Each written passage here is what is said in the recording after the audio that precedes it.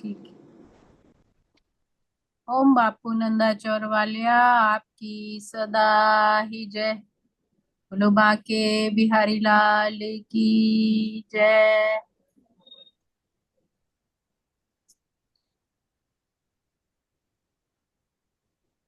आज एक मीरा जी का भजन।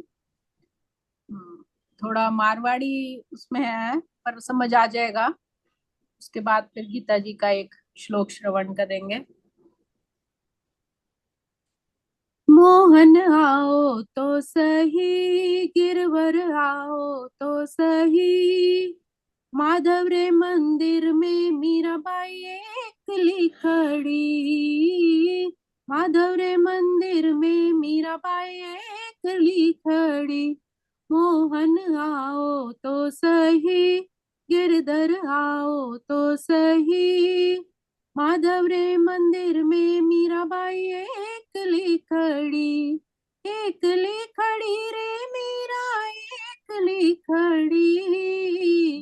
एकली खड़ी रे मीरा, एकली खड़ी।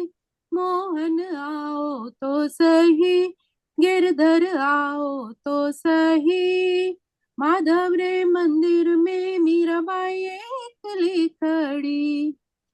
थे कहो तो सांवरा, मैं मोर मुकुट बन जाऊं। थे कहो तो सांवरा, मैं मोर मुकुट बन जाऊं। पहरण लागे सांवरो रे, पहरण लागे सांवरो रे, मस्तक पर रम जाऊं रे। आओ तो सही, गिरधर आओ तो सही, माधव रे मंदिर में मीराबाई एकली खड़ी। थे कहो तो सांवरा, मैं काजलियो बन जाऊं। थे कहो तो सांवरा, मैं काजलियो बन जाऊं। नैना लगावे सांवरो, नैना लगावे सांवरो, मैं नैना में रम जाऊं रे।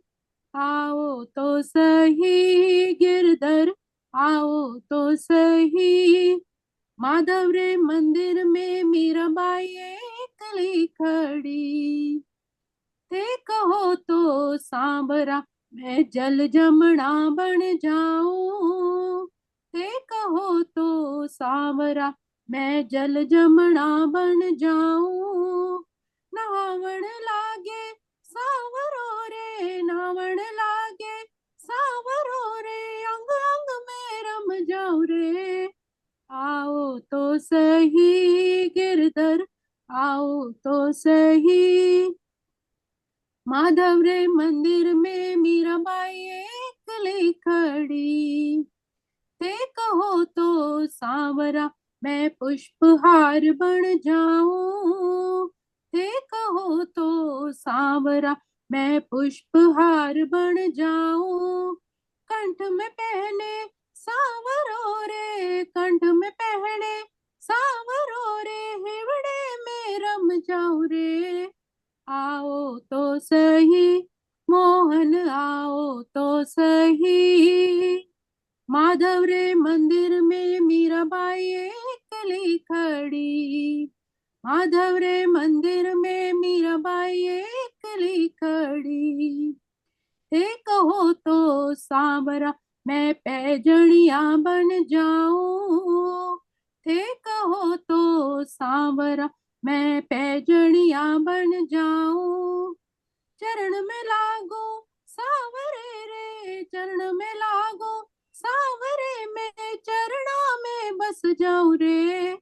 आओ तो सही, गिरधर आओ तो सही, माधव रे मंदिर में मीराबाई एकली खड़ी। मोहन आओ तो सही, गिरधर आओ तो सही, माधव रे मंदिर में मीराबाई एकली खड़ी। मीराबाई एकली खड़ी, मीराबाई एकली खड़ी। बाके बिहारी लाल की जय। मीराबाई की जय। वाह जी वाह। बहुत सुंदर, पहली बार सुना है, थोड़ा सा राजस्थानी टच इसमें, बहुत बढ़िया। बहुत मैंने बढ़िया। कोशिश की है थोड़ा, प्रॉपर तो नहीं हो पाता। बहुत बढ़िया, उसकी प्रोनाउंसिएशन भी बहुत सुंदर आपने निकाली। धन्यवाद हाँ जी। जी। हाँ जी, बापू जी की प्यारी सात संगी जी। चलिए गीता पाठ श्रवण श्लोक करते हैं। हाँ जी। वसुदेव सुतं देवं कंस चाणूरमर्दनम देवकी परमानंदं कृष्णं वंदे जगद्गुरुं कृष्णं वंदे जगद्गुरुम्। ओम श्री परमात्मने नमः। श्रीमद् भगवत गीता अथ दशमोऽध्यायः। बापू जी की प्यारी सात संगत जी, हम 10वें अध्याय का श्रवण कर रहे हैं, विभूति योग, जिसमें श्लोक हमने 2 तक श्रवण किए। आज तीसरे श्लोक में प्रवेश करेंगे। दूसरे श्लोक में प्रभु ने अपने मुखारबिंद से उपदेश दिया कि हे अर्जुन, ना तो देवतागण मेरी उत्पत्ति और ऐश्वर्य को जानते हैं, और ना ही बड़े से बड़े महर्षि मेरे मुझे जानते हैं, क्योंकि मैं सभी प्रकार से देवता और महर्षियों का भी कारण स्वरूप हूँ। कहने का भाव है कि देवताओं को जो भी दिव्य स्थितियां प्राप्त हुई हैं, या महर्षियों को जो बड़ा बड़ा ज्ञान प्राप्त हुआ है, वो मुझसे ही प्राप्त हुआ है।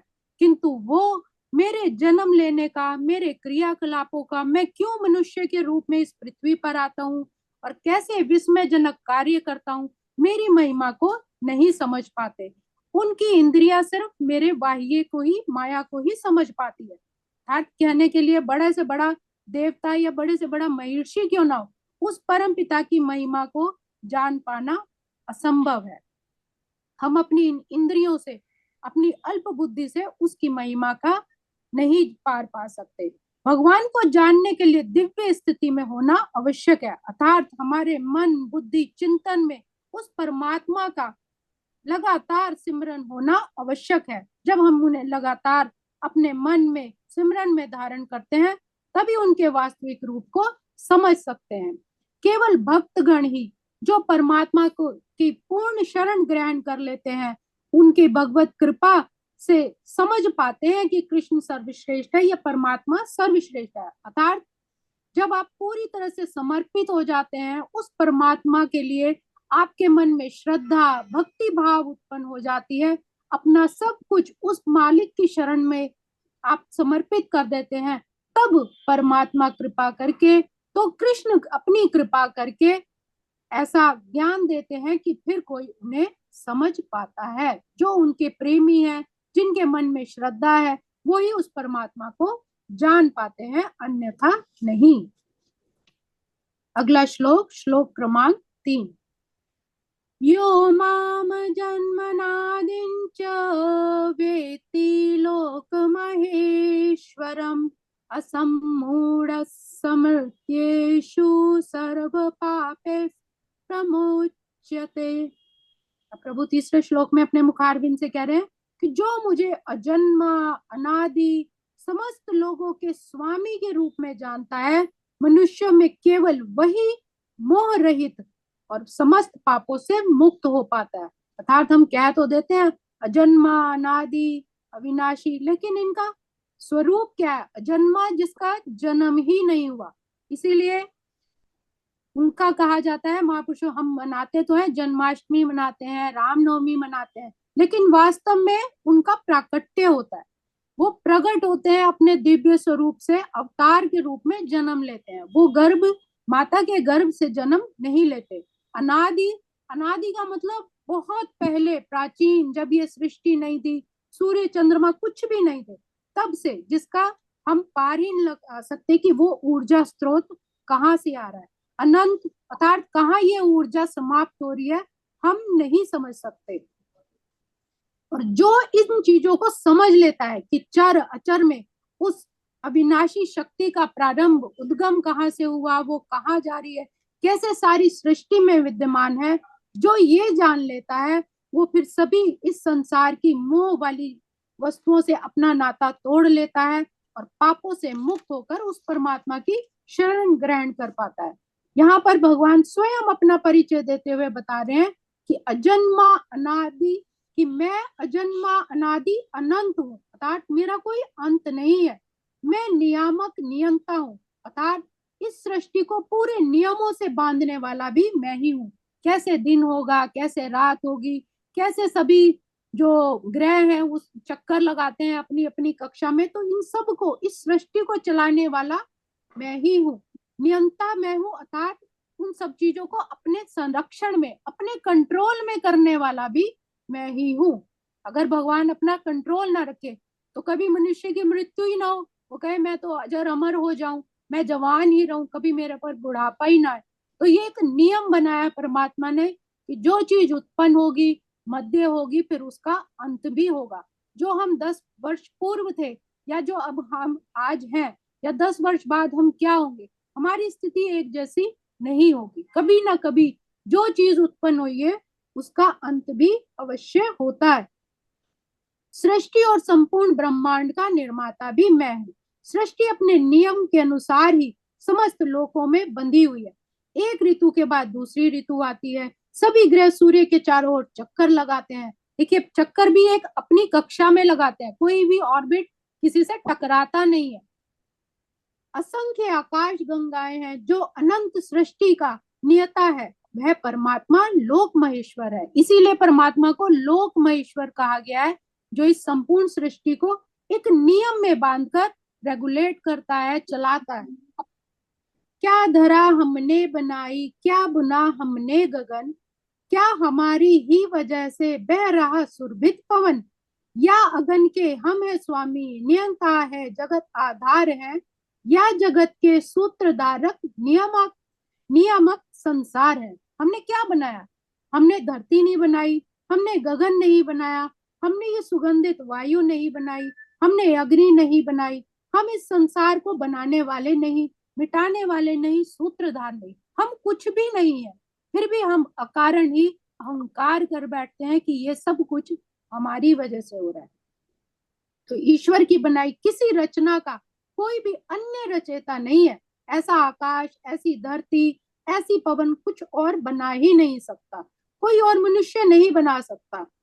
जो मनुष्य मुझे अजन्मा, अनादि और संपूर्ण लोकों का महान ईश्वर जानता है, दृढ़ता से मेरे नियमों का पालन करता है, मुझे मानता है, वह मनुष्यों में असम्पूर्ण अर्थात ज्ञानवान है, और वह संपूर्ण पापों से फिर मुक्त हो जाता है। जो मान लेता है कि इस सृष्टि का उत्पन्न करता, पालनहार सब मैं ही हूँ, सब कुछ करने कराने वाला वो मालिक ही है, तो फिर वो ऐसे पापों से मुक्त हो जाता है। अहंकार जब उसका नष्ट हो जाता है, मैं मेरापन जब ऐसा अज्ञान नष्ट हो जाता है, तो समस्त गुण दोष, अज्ञान, पाप, द्वंद, जितनी भी भ्रांतियां हैं, ग्लानि, सबसे वो मुक्त होकर उस परमात्मा से फिर एकाकार हो पाता है। अर्थात जब हमारा हृदय का पात्र खाली हो जाता है, जब उसके अंदर अहंकार नहीं है, कोई ग्लानि नहीं है, कोई द्वंद नहीं है कि ये श्रेष्ठ है कि वो श्रेष्ठ है, सब एक ही हमें रूप नजर आता है उस मालिक का, तब हम उससे एकाकार हो पाते हैं। ये आज हम तीसरे श्लोक को यही विराम देते हैं। ओम श्री कृष्णार्पणमस्तु। हरे नमः, हरे नमः, हरे नमः। नमः भजमन नारायण नारायण नारायण, श्रीमन नारायण नारायण नारायण, भव से तारायण तारायण,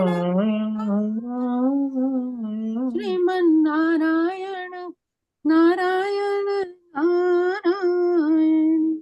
बाके बिहारी लाल की जय, सतगुरु महाराज की जय। धन्यवाद संगीता, बहुत सुंदर है। सारी संगत का बहुत बहुत धन्यवाद। हाँ जी, हाँ जी, हाँ जी, नागपाल जी मेरी कथा भी रह रही है, कथा करला मासी तो सुन रही है कुछ? करला मासी को भी सुन लो। चालू करू सुनो, लीता सा नहीं करू सुनो, चालू अरे मेरी कथा 5-7 मिनट की कथा भी हैगी है। ठीक है। कोई सरला गल मासी नहीं, तुसी सुनाओ पहले। तुसी सुनाओ, हाँ सुनाओ। लगाओ लगाओ। मैं टाइम होए तो सुना लांगी पीछे, तुसी सुनाओ। मैं तो रोज ही बैठा हुंदा इत्थे अखीर तक। ओम बापू नंदा चोर वाले आपके सदा ही जय। जय बापू दी सारी संगत नु जय बापू दी। जय बापू जी। आज रंग पंचमी है। आज मैं होली के भजन बोल रही हूँ। बोलो बोलो। होली वाले दिन तो हम बोल नहीं पाए ना, वो सुखमनी साहब का पाठ था। आज हाँ भगवान हाँ। ने रंग पंचमी का दिन दे दिया। हाँ जी हाँ जी, सुनाओ जी सुनाओ। रंग डारो ना बीच बाजार, शाम मैं तो मर जाऊंगी। रंग डारो ना बीच बाजार, शाम मैं तो मर जाऊंगी। पकड़ो ना मैया हमार, शाम मैं तो मर जाऊंगी। बीच पगी रंग डारो ना बीच बाजार, शाम मैं तो मर जाऊंगी। आज ही ओढ़ी मैंने नई चुनरिया, आज ही ओढ़ी मैंने नई चुनरिया, वहां में लग रहे गोटे की नरिया, वहां में लग रहे गोटे की नरिया। आई मैं करके 16 श्रृंगार, कैसे तुझसे मैं बच पाऊंगी। आई करके मैं 16 श्रृंगार, कैसे तुझसे मैं बच पाऊंगी। रंग डारो ना बीच बाजार, शाम मैं तो मर जाऊंगी। रंग डारो ना बीच बाजार, शाम मैं तो मर जाऊंगी। मुख में मेरे गुलाल मलोना, बेदर्दी मेरे संग चलो ना। मुख में मेरे गुलाल मलोना, बेदर्दी मेरे संग चलो ना। मत खोलो घूंघट हमार, शाम मैं तो मर जाऊंगी। मत खोलो घूंघट हमार, शाम मैं तो मर जाऊंगी। रंग डारो ना बीच बाजार, शाम मैं तो मर जाऊंगी। देख शाम मेरा घूंघट न खोलो, टिक टक देखो कुछ न बोलो।